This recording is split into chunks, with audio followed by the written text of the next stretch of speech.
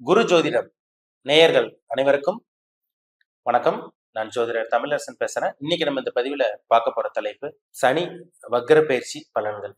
சனி வக்ர பயிற்சி பலன்கள் காலபுருஷ தத்துவப்படி 3ஆம் ராசியான மிதுன ராசி நேயர்களுக்கு இந்த காலகட்டங்களில் எப்படி இருக்குன்னு பார்ப்போம். சனி வக்ரமாகறதுனால உங்களுக்கு என்னென்னலாம் நடக்குதுன்னு நம்ம பார்க்க போறோம்.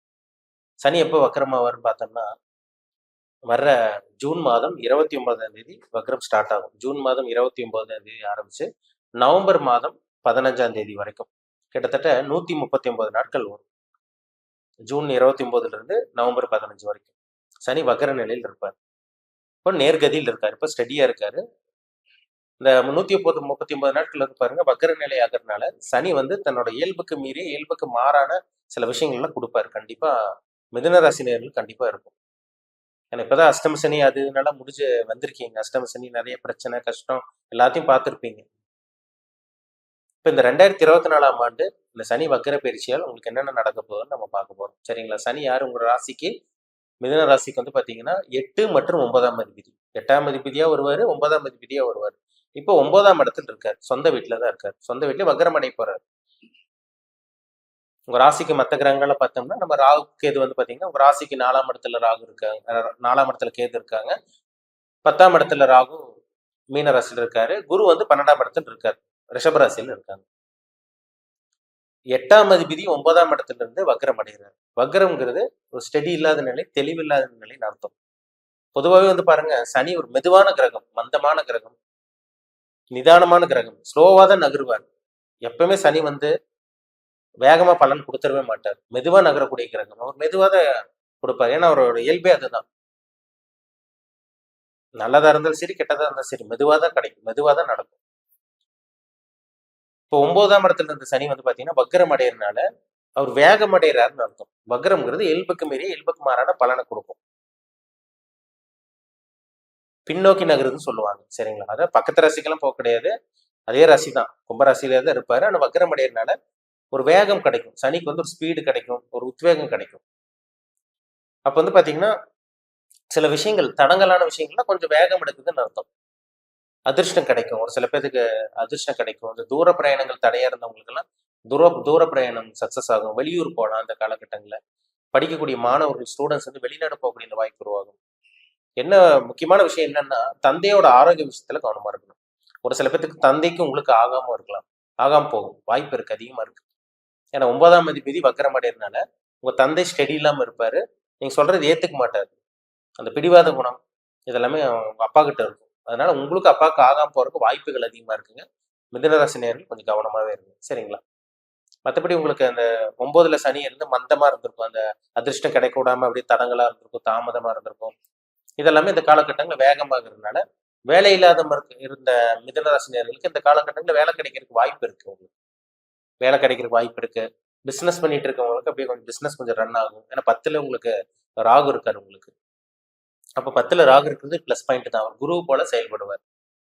இப்ப நம்ம சனி வக்ரம்னா நம்ம சனியை வச்சே எல்லாத்தையும் நம்ம சொல்லிட முடியாது. சரிங்களா? ஏன்னா நவகிரகங்கள் ரொம்ப முக்கியம். நவகிரகங்கள் தான் ஒரு மனுஷனை ஆட்டி படைச்சிட்டு இருக்கு. நவகிரகத்தோட கண்ட்ரோல தான் மனுஷங்க இயங்கிட்டு இருக்கும். மனுஷனை கண்ட்ரோல் பண்றதே நவகிரகங்கள் தான். அப்ப இந்த நவகிரகங்கள்ல 9 கிரகங்கள்ல உங்களுக்கு என்னென்ன கிரகங்கள் உங்களுக்கு சாதகமா இருக்கு, பாதகமா இருக்கு, அதை நம்ம பாக்குறோம். சரிங்களா? அப்ப சனி உங்களுக்கு 9ல இருந்து வக்ரம் அடைறதுனால வேகமா செயல்பட ஆரம்பிப்பாரு. 10ல இருக்கிற ராகு பாத்தீங்கன்னா அது உங்களுக்கு தொழில முன்னேற்றம், வளர்ச்சி, இந்த மாதிரி விஷயங்கள் கொடுத்துருவாரு. 4ஆம் இடத்துல இருந்த கேது பாத்தீங்கன்னா உடம்புல ஏதோ ஒரு பிரச்சனை உங்களுக்கு இருந்திருக்கும். ஏன்னா சுகஸ்தானம், நீங்க நிம்மதியா இருக்கீங்களா, ஆரோக்கியமா இருக்கீங்களா, ஒரு நல்ல ஒரு வாழ்க்கை வாழ்றீங்களாங்கிறது 4ஆம் இடத்தை குறிக்கிற இடம் தான். 4ஆம் இடத்துல சொல்ல முடியும். 4ஆம் இடத்துல சுகஸ்தானம். அந்த சுகஸ்தானத்துல கேது இருந்து உங்களுக்கு ஏதோ தடங்களா இருந்திருக்கும். வண்டி, வீடு, வாகனம் வாங்கியிருக்க முடியாது. உடம்பு போட்டு ஒரு வழி பண்ணியிருக்கும் உங்களுக்கு. இப்போ பாருங்க, குருவோட பார்வை 4ஆம் இடத்து மேல விழுகுது. அப்ப அந்த உடல்ல இருந்து அந்த பிரச்சனை விலகும். அம்மாவுக்கு உங்களுக்கு இருந்த அந்த கருத்து வேறுபாடு விலகும். இந்த காலகட்டங்களில் வாகனம் வாங்கலாம், வீடு வாங்கலாம், லேண்ட் வாங்கி போடலாம், ப்ராப்பர்ட்டி வாங்கலாம், இடத்த வாங்கி போடலாம். இந்த மாதிரி விஷயங்கள்லாம் நடக்கும். வண்டி மாத்தலாம், 2 வீலர் 4 வீலர் மாத்துறது, வாங்குறது, இதெல்லாம் உங்களுக்கு அற்புதமா இருக்கும் உங்களுக்கு. சரிங்களா? படிக்கக்கூடிய மாணவர் ஸ்டூடெண்ட்ஸ் எல்லாம் பாருங்க, இந்த வெளிநாடு போறது, வெளிமாநிலம் போறது, இல்லை படிச்ச வேலைக்கு தகுந்த மாதிரி நல்ல வேலை கிடைக்கிறது, இந்த மாதிரி விஷயங்கள் எல்லாம் இந்த சனி வக்ர பயிற்சி காலகட்டங்களில் கிடைக்கும். ஏன்னா சனி வக்ரமான 9ல இருந்து வக்ரம் மாறுது ஒரு நல்ல விஷயம் தான். சரிங்களா? அப்பாவோட உடல் ஆரோக்கியத்துல கவனமா இருங்க. தந்தையோட உடல் ஆரோக்கியத்தில் கவனமா இருக்கணும். அப்போட சொந்தக்காரங்கிட்ட கொஞ்சம் கேர்ஃபுல்லா கவனமா இருக்கும். மற்றபடி இந்த பாக்கிஸ்தானத்தில் இருக்கிற சனி, இந்த பாக்கிஸ்தானத்திலிருந்து அவர் வக்ரம் அடையறனால அவர் வேகமா செயல்பட போறாரு. நல்ல விஷயங்கள் உங்களுக்கு கொடுக்க போறாரு. அதுல சந்தேகமே கிடையாது.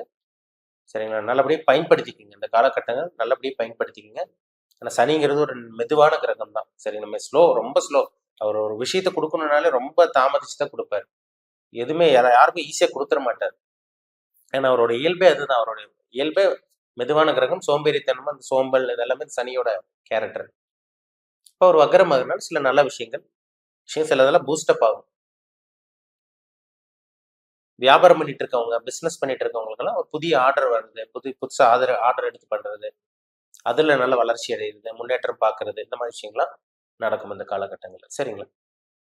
10ல் இருக்கிற ராகு பதவி உயர்வு, ப்ரொமோஷன் இந்த மாதிரி விஷயங்கள்லாம் கொடுத்துருவாரு. 12ஆம் இடத்துல இருக்க குரு கண்டிப்பா இந்த காலகட்டங்கள் நிம்மதியான தூக்கம் உங்களுக்கு இருக்கும். ஏன்னா 2 3 வருஷமெல்லாம் தூக்கம் இல்லாம இருந்தீங்க மிதுன ராசினியர்கள். இந்த காலகட்டம் நிம்மதியா தூக்கம் இருக்கும். சுப விஷயங்களுக்காக அதை பிசினஸ் பண்றது, தொழில் ஆரம்பிக்கிறது, இந்த மாதிரி விஷயங்களுக்கெல்லாம் சுபவிரயங்கள் முதலீடு போடுறது, இதெல்லாம் உங்களுக்கு நல்லபடியா தான் உங்களுக்கு நல்லா இருக்குங்க. அதெல்லாம் உங்களுக்கு குறைய சொல்ல முடியாது. சரிங்களா? மொத்தத்தில் சொல்ல போனா இந்த சனி வக்ர பயிற்சினால திடீர் அதிர்ஷ்டம் உங்களுக்கு கிடைக்கிறதுக்கு வாய்ப்பு இருக்குங்க. எதெல்லாம் உங்களுக்கு தடங்களாச்சோ, எதெல்லாம் தாமதமாச்சோ, எதெல்லாம் அப்படி ஸ்லோவா இருந்ததோ, அதெல்லாமே இந்த காலகட்டங்களில் வேகமா செயல்பட ஆரம்பிக்குதுன்னு அர்த்தம். சரிங்களா? ஏன்னா சனி ஸ்லோ. இப்போ வக்ரம் மாறினாலும் அவர் வேகமா செயல்பட போறாரு. இயல்புக்கு மாறான விஷயங்களை கண்டிப்பா சனி ஏற்படுத்தி கொடுப்பாரு. பயன்படுத்திக்கோங்க. நல்ல விஷயங்கள் நடக்கும் போது பயன்படுத்திக்கோங்க. எல்லா மிதுன ராசினியர்களுக்கும் பாசிட்டிவா தான் இருக்கு. சரிங்களா? உங்க ஜாதகத்துல நல்ல தசாபுத்தி நடக்கணும். சனி ஜாதகத்துல எப்படி இருக்குன்னு பாருங்க. சனி ஜாதகத்துல வக்ரமா இருக்காரா, இல்ல ஸ்டடியா நேர்கதியில் இருக்காரா, வக்ரமா இருக்காரா, கெட்டு போயிட்டாரா? குரு, ராகு, கேது, மற்ற கிரகங்கள் சூரியன், சந்திரன், செவ்வாய், புதன், சுக்கிரன் இந்த கிரகங்கள் எப்படி இருக்காங்க? உங்களுக்கு ஃபேவரபிளா இருக்காங்களா, அன்ஃபேவரபிளா இருக்காங்களா? இப்போ உங்களோட வயசு என்ன? உங்களுக்கு என்ன, உங்களோட ஏஜ் என்ன தசாபுத்தி போயிட்டு இருக்கு? நீங்க எதை அனுபவிக்க இந்த காலகட்டங்களில் எதை அனுபவிக்க நீங்க பிறந்திருக்கீங்க? இந்த காலகட்டங்களில் நீ வரக்கூடிய காலகட்டங்களில் என்னென்னலாம் நடக்கும்? நல்ல கர்மால பிறந்திருக்கீங்களா, கெட்ட கர்மால பிறந்திருக்கீங்களா? இதெல்லாமே அவங்க சுய ஜாதகம், தனி மனிதனோட சுய ஜாதகம் பார்த்தாதான் நம்ம 100% துல்லியமா சொல்ல முடியும். உங்க பிறப்பு ஜாதகம், உங்க தனிப்பட்ட ஜாதகம் பார்க்கணும்னு விருப்பப்பட்டீங்கன்னா கீழே இருக்க வாட்ஸ்அப் நம்பருக்கு உங்க ஜாதகத்தை அனுப்பிச்சுடுங்க. அப்பாயின்மெண்ட் ஆகிக்கிங்க. உங்க தனிப்பட்ட ஜாதகத்தை பார்த்து நம்ம டீப்பா தெளிவா நம்ம துல்லியமா பார்த்து தெரிஞ்சுக்கலாம். மீண்டும் அடுத்த பதிவில் சந்திக்கும் வரை உங்களிடமிருந்து விடைபெறுவது உங்கள் ஜோதிடர் தமிழரசன். இந்த சேனல் பிடிச்சிருந்தா உங்க நண்பருக்கும் உறவினருக்கும் ஷேர் பண்ணுங்க, லைக் பண்ணுங்க, சப்ஸ்கிரைப் பண்ணுங்க. பக்கத்தில் இருக்க பெல் பட்டனை கிளிக் பண்ணிக்கோங்க. ஆல்கிற ஆப்ஷன் இருக்கும், அதையும் சூஸ் பண்ணிக்கோங்க. அப்பதான் நாங்கள் போடுற பதிவுகள் எல்லாமே உங்களை வந்து சேரும். நன்றி, வணக்கம்.